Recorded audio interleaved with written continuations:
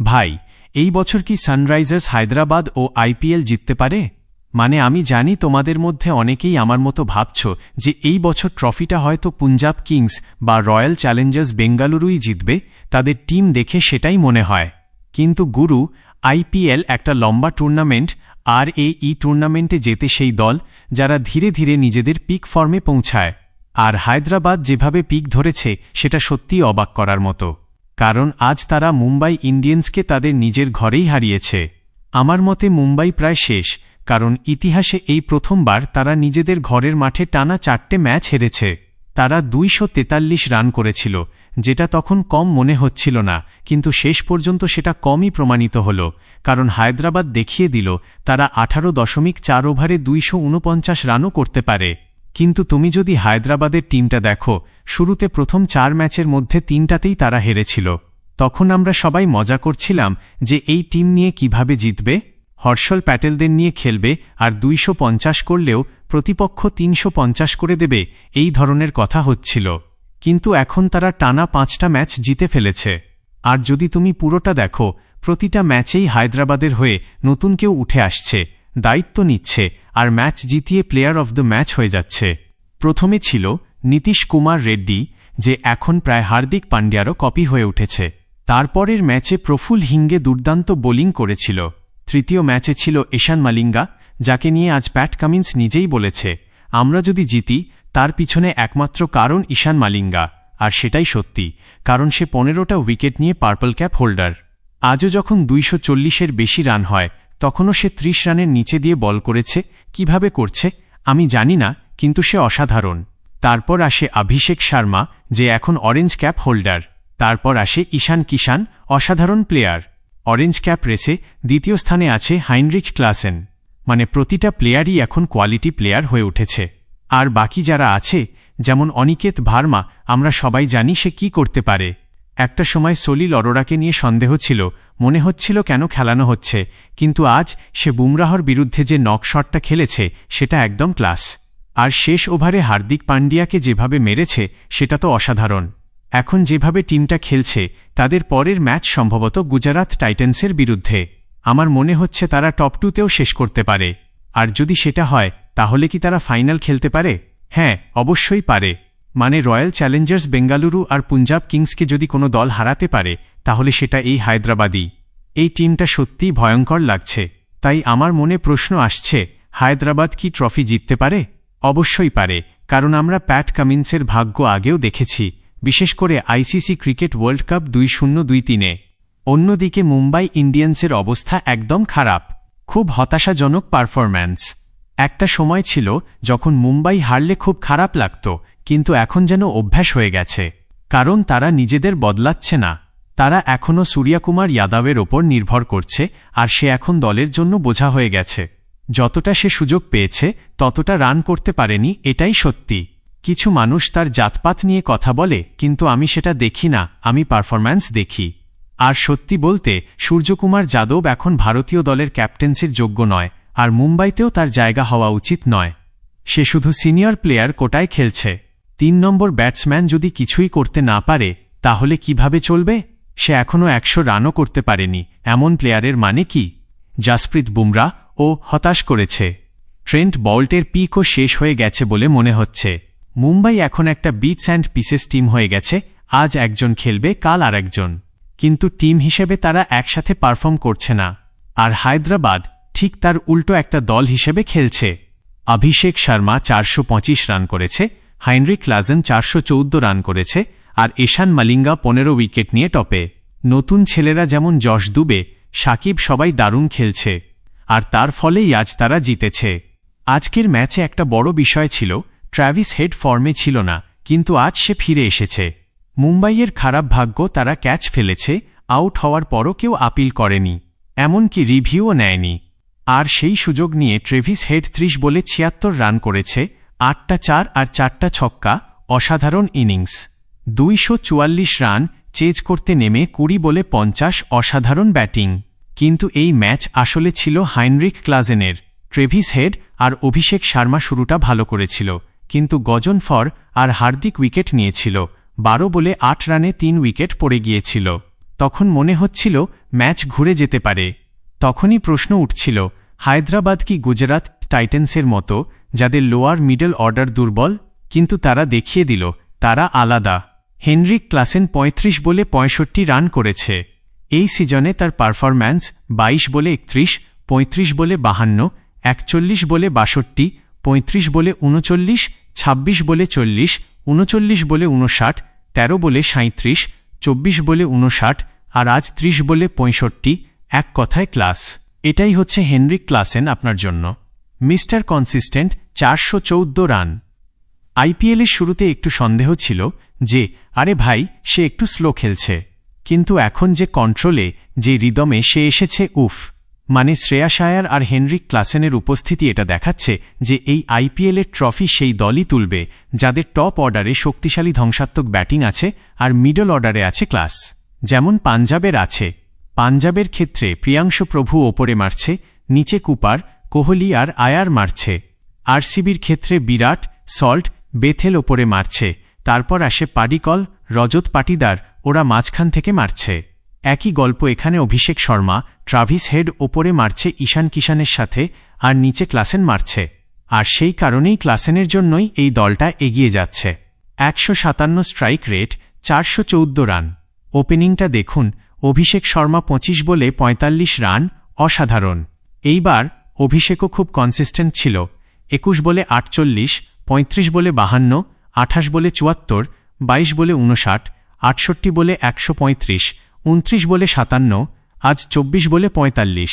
মানে সবাই বৈভব সূর্যবংশীকে নিয়ে এত কথা বলছে, কিন্তু সত্যিটা হলো অভিষেক শর্মাই এখনও অরেঞ্জ ক্যাপ হোল্ডার। এটাই অভিষেকের গ্রেটনেস।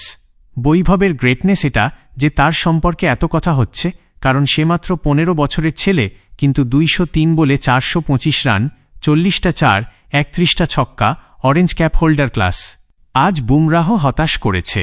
মানে হয়তো বুমরাহর আইপিএলে খেলতে মন লাগছে না, অথবা সে ঠিক করে ফেলেছে যে মুম্বাই ইন্ডিয়ান্সের জন্য আর খেলতে চায় না, অথবা সেই থিওরি হার্দিককে ক্যাপ্টেন্সি থেকে সরাতেই হবে। কিন্তু যাই হোক, সত্যিটা হলো আজ খুব খারাপ পারফরম্যান্স ছিল। বুমরাহর কাছ থেকে এটা আশা করা যায় না, উইকেট ছাড়া ৫৪ রান। আর এটা বারবার হচ্ছে। ৩৫ রান উইকেট ছাড়া কেকেআরের বিরুদ্ধে, ২১ রান উইকেট ছাড়া দিল্লির বিরুদ্ধে, ৩২ রাজস্থানের বিরুদ্ধে, ৩৫ আরসিবির বিরুদ্ধে, ৩৫ আরসিবির বিরুদ্ধে, ৪১ পাঞ্জাবের বিরুদ্ধে। মোটে ২টো উইকেট, একটা জিটির বিরুদ্ধে, একটা সিএসকের বিরুদ্ধে। আজ ৫৪ রান। কিছু একটা সমস্যা আছে বুমরাহর সাথে। মুম্বাইয়ের বোলিং দেখুন, ট্রেন্ট বোল্ট ৪ ওভারে ৪১ রান, বুমরাহ ৪ ওভারে ৫৪, উইল জ্যাক্স ১ ওভারে ১৯, গজনফর উইকেট পেলেও ৪ ওভারে ৫১ রান, অশ্বিনী কুমার ২ ওভারে ৫১ রান, অশ্বিনী কুমার ২ ওভারে ৪১ রান। বেচারা হার্দিক একাই চেষ্টা করছিল, ৩ ওভার ৪ বলে ৩৯ রান। সূর্যকুমার যাদবকে নিয়ে কি বলবো, বলার মতো কিছুই নেই। এত খারাপ ফর্ম, টানা খারাপ ফর্ম। আমার মনে হয় সাউথ আফ্রিকা সিরিজের পর থেকেই সে শেষ হয়ে যাচ্ছে। প্রায় ২ বছর হয়ে গেছে সে আউট অফ ফর্ম, পুরো শেষ। বুঝতে পারছি না তাকে কেন আবার ক্যাপ্টেন্সি দেওয়া হবে।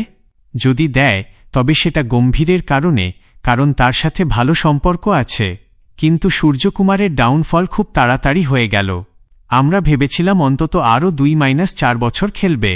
তাকে বিরাট কোহলি আর এবি ডিভিলিয়ার্সের সাথে তুলনা করা হতো, কিন্তু আসলে সে তাদের কাছাকাছিও নয়। তার সেরা পারফরম্যান্স ওয়াংখেড়ে স্টেডিয়ামে এসেছে। বড় দলের বিরুদ্ধে সে দুর্বল ছিল। আমি খুব হতাশ, কারণ সে টি-২০ বিশ্বকাপে ইউএসের বিরুদ্ধে প্লেয়ার অফ দ্য ম্যাচ পেয়েছিল। আফগানিস্তান আর আয়ারল্যান্ডের বিরুদ্ধে রান করেছে, কিন্তু বড় ম্যাচে ব্যর্থ হয়েছে। বিরাট বা অন্যরা বড় ম্যাচে পারফর্ম করেছে। আজও সে ব্যর্থ। উইল জ্যাক্স আর প্রিকল্টন শুরুটা ভালো করেছিল, কিন্তু সূর্যকুমার ৫ বলে ৫ রান, বারবার ব্যর্থ। ১-২বার হলে বোঝা যেত, কিন্তু এটা ধারাবাহিক। ৯৫ রানে সেঞ্চুরি মিস, এটা নিয়ে মিম হচ্ছে, যা কষ্টদায়ক। ২০২৮-এর প্রস্তুতির জন্য ভারতকে এখন এগিয়ে যেতে হবে সূর্যকুমার ছাড়া। টি-২০ বিশ্বকাপের পর তার পারফরম্যান্স দেখুন। ইউএসএ ম্যাচ বাদ দিলে নামিবিয়ার বিরুদ্ধে ১২, পাকিস্তানের বিরুদ্ধে ৩২, ২৯ বলে, নেদারল্যান্ডসের বিরুদ্ধে ৩৪, ২৮ বলে, সাউথ আফ্রিকার বিরুদ্ধে ২৮ বলে, সাউথ আফ্রিকার বিরুদ্ধে ১৮, ২২ বলে। তারপর দুর্বল দলের বিরুদ্ধে ভালো খেলেছে, কিন্তু শক্তিশালী দলের বিরুদ্ধে ব্যর্থ। ওয়েস্ট ইন্ডিজের বিরুদ্ধে ১৮, ইংল্যান্ডের বিরুদ্ধে 11, নিউজিল্যান্ডের বিরুদ্ধে ফাইনালে প্রথম বলেই আউট। আইপিএলেও একই 36-51 বলে, তারপর 6 রান 32-22 বলে, প্রথম বলেই আউট 15-10 বলে, 36-30 বলে, 5-5 বলে। মোট 17 ইনিংসে 404 রান, গড় 25, স্ট্রাইক রেট 138, খুবই হতাশাজনক। আইপিএলে 8 ম্যাচে মাত্র 162 রান, খুব খারাপ মৌসুম। একসময় সূর্যকুমারের খেলা দেখে আমরা অনুপ্রাণিত হতাম, কিন্তু এখন মনে হচ্ছে সূর্যাস্ত হয়ে গেছে। ভারতকে রিপ্লেসমেন্ট খুঁজতে হবে। 1-2 ম্যাচ ভালো খেললেই সেটা কামব্যাক নয়। এত কঠিন প্রতিযোগিতায় তাকে আর উপেক্ষা করা যাবে না। 250-300 রান যখন হচ্ছে, তখন কেউ এভাবে খেললে সেটা গ্রহণযোগ্য নয়। মনে হয় আগামী বছর মুম্বাই ইন্ডিয়ান্সও তাকে ছেড়ে দিতে পারে। ভারতীয় দলে কি হবে জানি না, কিন্তু মুম্বাই সম্ভবত এগিয়ে যাবে। একসময় সূর্যকুমার যেভাবে খেলত, আজ বৈভব বা অভিষেক যেভাবে খেলছে, সেটা তারই স্টাইল ছিল। সে প্রথম খেলোয়াড় ছিল যে চারদিকে মারত, কিন্তু এখন তার কোনো অস্তিত্ব নেই। আর সেই কারণেই মুম্বাই ইন্ডিয়ান্স বড় ধাক্কার মধ্যে দিয়ে যাচ্ছে। যাই হোক, আজ মুম্বাইয়ের বড় হার।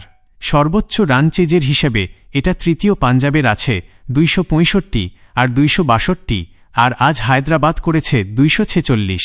আরও বেশি হলে ওরা চেজ করে ফেলত। মুম্বাই ইন্ডিয়ান্সের জন্য সময়টা সত্যিই বড্ড কঠিন যাচ্ছে।